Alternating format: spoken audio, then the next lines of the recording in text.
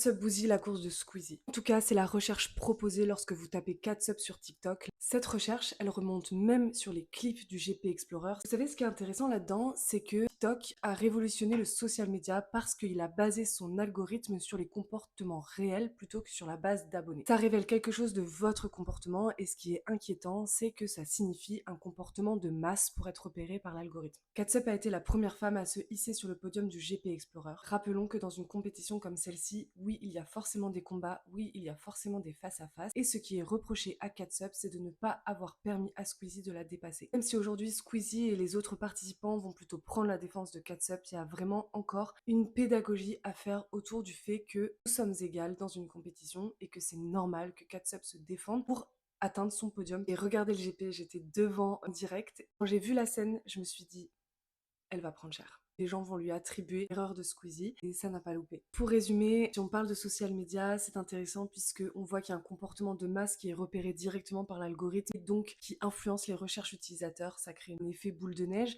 D'un autre point de vue plutôt sociétal, la place de la femme dans des compétitions d'origine plutôt masculine, il y a encore du travail à faire pour affirmer notre position et surtout notre envie de gagner à égalité des autres participants.